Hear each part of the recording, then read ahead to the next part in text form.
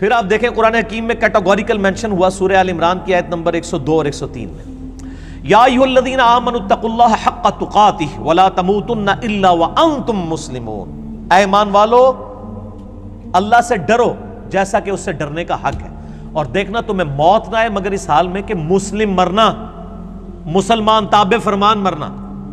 اور پھر ساتھ ہی اگلی ایت آئی وَاعْتَصِمُوا بِحَبْلِ اللَّهِ جَمِيعًا وَلَا تَفَرَّقُوا، دیکھو اللہ کی رسی کو مضبوطی سے پکڑ لو اور فرقہ واریت میں مت بٹنا۔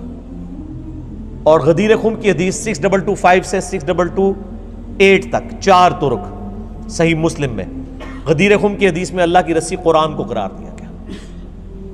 وہ کہتے ہیں جی وہ رسی کے کتنے بل ہوتے ہیں، ایک بزرگاں دا بل ہے، ایک فلانے دا بل ہے، وہ اپنے کول رکھو بل، ٹھیک ہے۔ نبی علیہ السلام خود فرما کے گئے صحیح مسلم میں کہ یہ اللہ کی رسی کتاب اللہ ہے۔ تو اللہ تعالیٰ نے فرمایا کہ اللہ سے ڈرو اور مسلمان مرنا، اور اللہ کی رسی قرآن کو مضبوطی سے پکڑ لو اور فرقہ واریت میں مت بٹو۔ اس کا مطلب یہ ہے کہ فرقوں سے بچنے کا علاج اللہ کی کتاب ہے۔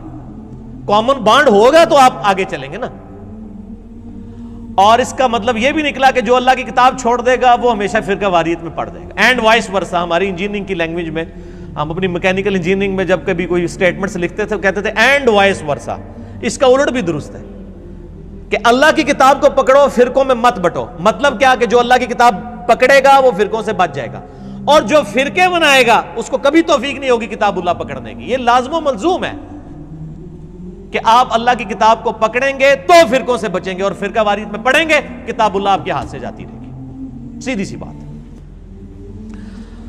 اور میں نے پہلے بھی عرض کیا کہ یہ شرم کا مقام ہے کہ آج لوگ بریلوی، دیوبندی، اہل حدیث، شیعہ کہتے ہوئے فخر محسوس کرتے ہیں، مسلم کہتے ہوئے شرماتے ہیں کہ پتہ کو پوچھ لینے کو نواں فرقہ ہے۔ یہ نواں نہیں ہے بھائی، یہ شروع ہے۔ سورۃ الحج آیت نمبر 78، هو سماکم المسلمین من قبل وفی ھذا ملت ابیکم ابراہیم، پیروی کرو ابراہیم علیہ السلام کی ملت کی۔ هو سماکم المسلمین من قبل وفی ھذا، جس نے اس قرآن کے نزول سے پہلے تمہارا نام مسلم رکھ دیا تھا، اور اللہ نے بھی اس کتاب میں تمہارا نام وفی ھذا مسلم رکھ لیا۔ اللہ نے اپنے پیغمبر کی بات کو انڈورس کیا ہے کہ میرے ابراہیم نے تمہارا نام مسلم رکھا تھا، میں نے بھی اس قرآن میں رکھ دیا۔ تو یہ تو ابراہیمی نسبت ہے مسلم کہلوانا یا مسلمان کہلوانا، اور آپ انڈین نسبتیں لے کے چل رہے ہیں اور اپنے بزرگوں کی نسبتیں لے کے چل رہے ہیں۔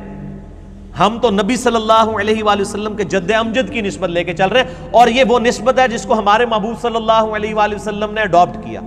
سورۃ الانعام کا آخری رکوع پڑھ لیں، قل اننی ہدانی ربی الی صراط مستقیم، اے نبی فرما دیجئے مجھے تو میرے رب نے سیدھا راستہ دکھا دیا ہے،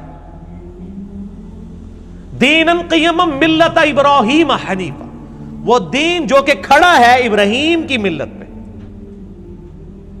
وما کان من المشرکین، اور ابراہیم علیہ السلام مشرک نہیں تھے۔ قل ان صلاتی ونسکی ومحیای ومماتی للہ رب العالمین، اے نبی علیہ السلام یہ بھی اللہ کے حضور عرض کیجئے اور ان کے سامنے اعلان کر دیجئے، بے شک میری نماز، میری قربانی، میرا جینا، میرا مرنا سب کچھ اللہ کے لیے جو سارے جہانوں کا پالنے والا ہے۔ وَبِذَلِكَ أُمِرْتُ، اور مجھے میرے اللہ نے اسی بات کا حکم دیا ہے، وَأَنَا أَوَّلُ الْمُسْلِمِينَ، کہ سب سے پہلے میں کہوں کہ میں پہلا مسلمان ہوں۔ وہابی، دیوبندی، اہل حدیث، شیعہ نہیں، مسلمان نبی علیہ السلام سے کہلوایا جا رہا ہے۔ میرے بھائی ان آیتوں پہ کسی نے نہیں، یہ صرف انجینئر صاحب نے عمل کرنا ہے ان آیتوں کے اوپر۔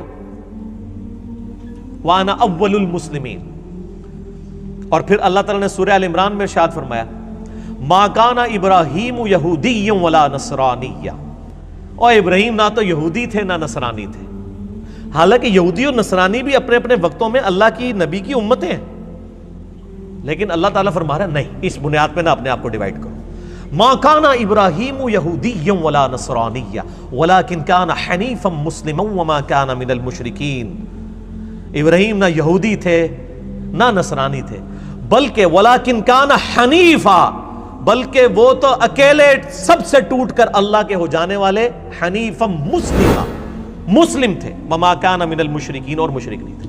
یار ابراہیم علیہ السلام مسلم، نبی صلی اللہ علیہ وآلہ وسلم مسلم، اور اگر انجینئر محمد علی مرزا صاحب اپنے آپ کو مسلم کہیں تو ان کو تکلیف ہوتی ہے، تو میں آپ کو تکلیف پہنچاؤں گا انشاءاللہ، کیونکہ نہ میں وہابی نہ میں بابی، میں ہوں مسلم علمی کتابی۔ الحمدللہ۔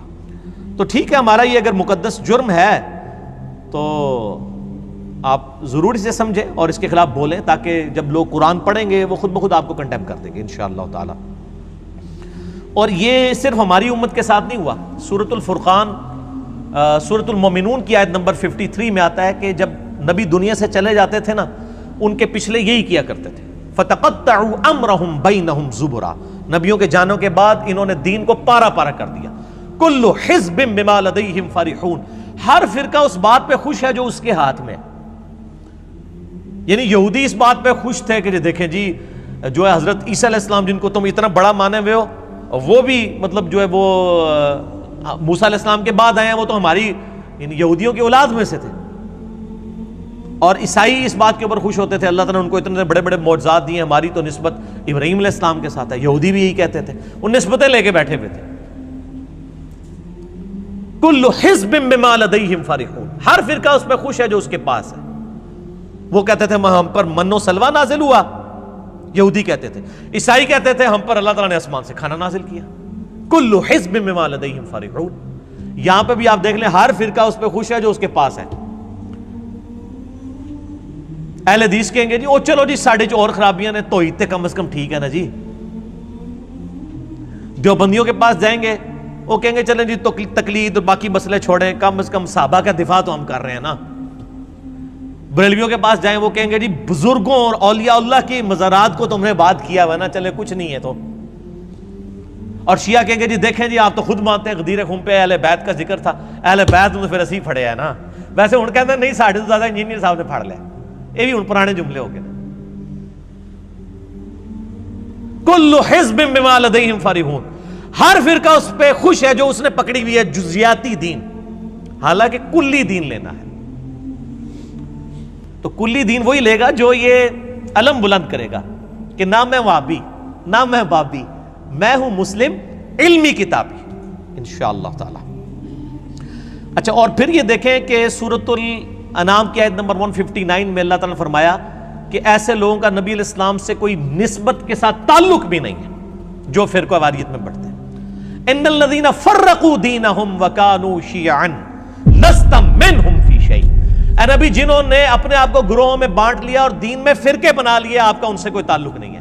یہ تعویل خاص کے اعتبار سے تو یہود و نصارہ کے بارے میں ہے کہ انہوں نے فرقہ واریت پھیلا دی، اور تعویل عام میں اس امت کے بارے میں بھی ہے، آپ کا ان سے کوئی تعلق نہیں۔ انما امرہم الی اللہ، ان کا معاملہ اللہ کے سپرد، ثم ینبئہم بما کانوا یفعلون، پھر اللہ تعالیٰ ان کو بتا دے گا جو دنیا میں وہ کرتوت کیا کرتے تھے۔ اور وہ کیا بتائے گا؟ وہ بڑی ڈاڈی آیت ہے جی، سورہ آل عمران کی آیت نمبر ہے 105، بڑی ڈاڈی آیت ہے جی یہ، وَاعْتَصِمُوا بِحَبْلِ اللَّهِ جَمِيعًا وَلَا تَفَرَّقُوا، یہ تو آیت ہے 103۔ اس کی دو آیتیں آگے جا کے اس سے بھی زیادہ سخت آیت آئی ہے جس میں سائملٹینیس کنٹراسٹ بتایا گیا، دوسرے انداز میں اسی بات کو پریزنٹ کیا گیا۔ اعوذ باللہ من الشیطان الرجیم، وَلَا تَكُونُوا كَالَّذِينَ تَفَرَّقُوا وَاخْتَلَفُوا مِن بَعْدِ مَا جَاءَهُمُ الْعِلْمُ، دیکھنا ہے مسلمانوں ان لوگوں کی مانند مت ہونا جنہوں نے فرقے بنا لیے اور علم آ جانے کے بعد اختلاف کیا۔ یعنی کون؟ یہود و نصارہ۔ یہود و نصارہ والا کام تم نہ کرنا۔ وہ ہم کہتے ہیں نا یہ آیت ہے ان الذین فرقوا دینہم وکانوا شیعا، وہ کہتے ہیں یہ تو یہود و نصارہ کے بارے میں نازل ہوئی ہے کہ نبی آپ یہود و نصارہ نے جو فرقے بنائے آپ کا ان سے تعلق نہیں ہے، وہ تواڈے بارے چ بھی ہے۔